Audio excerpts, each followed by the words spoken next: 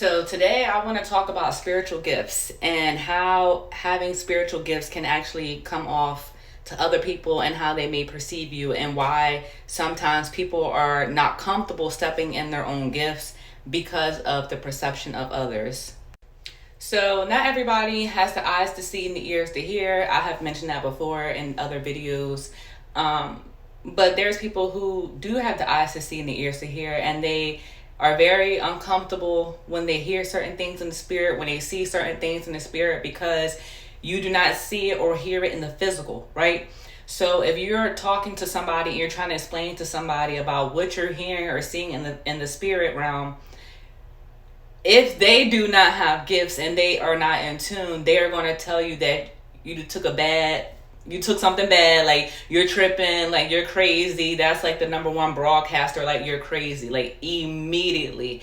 And you know what you heard, you know what you've seen, you know what you experienced, but when you're talking to people who do not understand you, they don't even have the capability and knowledge to be able to help you and tell you anything. They're just going to help you from where they stand in the moment, and where they stand is lack of knowledge. So they're going to dismiss everything that you're saying.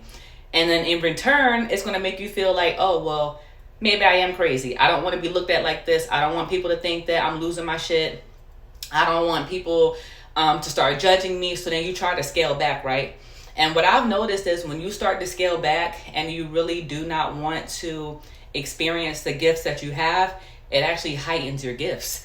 It's like you cannot escape it. The older you get, and all of us have different time frames when we become woke, but the older you get, the more experiences you will have, and it will be undeniable. You will not be able to escape it. You're not going to be able to run from it. It's not something that you can turn on and turn off. Like once it's open and it's turned on, there's no going back. So then sometimes it sends you into isolation because you cannot relate to anybody. You can't talk to anybody.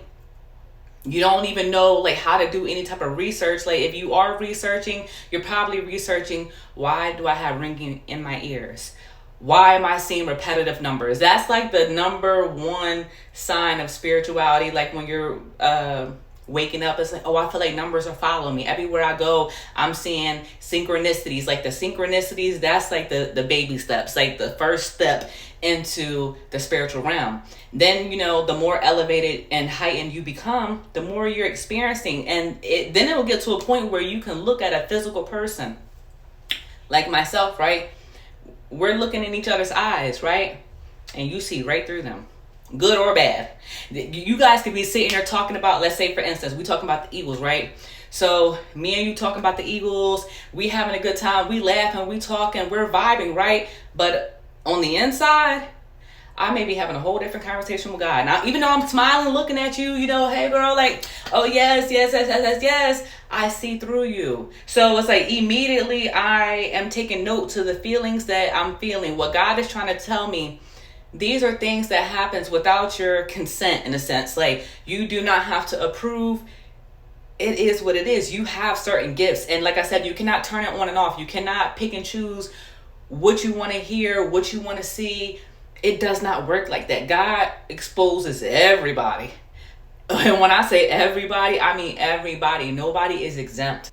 So after I feel like, you go in isolation, you think you're going in isolation because you can't talk to nobody, you can't relate to nobody, right? So it's like you tend to just reserve yourself and you're like, I can figure this out on my own. But like I said, that's actually when more experiences happen. But it's a good thing that it's happening this way, because when you put yourself in isolation, or God puts you in isolation, and then you're learning more, that's the perfect time. You don't have anybody tainting your mind. You don't have anybody trying to manipulate your thoughts, your experiences, and you are allowing God to put you in a place where it's sacred and he can communicate directly to you. He don't have too many distractions that's around you that's going to take your time away from him. He can have you in a spot where he's your teacher, you are the student, you are sitting here, he's giving you an exam, and he's testing your knowledge. Like, that's what it really boils down to when you're in isolation. You're in isolation so God can teach you things, and then he's going to test you. Test to make sure that what he taught you, you took heed, so that when you're faced with these situations, you know how to handle it. You get what I'm saying? So, spirituality is a very complicated thing, and it's very difficult to talk to people about this unless they've already experienced it. You cannot have certain conversations with certain people because they're just not going to understand. They see things very black and white. There is no gray. So another thing when it comes down to spirituality,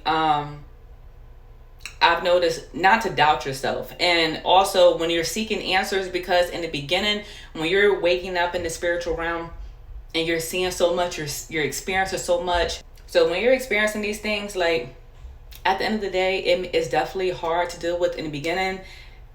It's a gift and a curse because you know too much. And knowing too much can come off as a threat.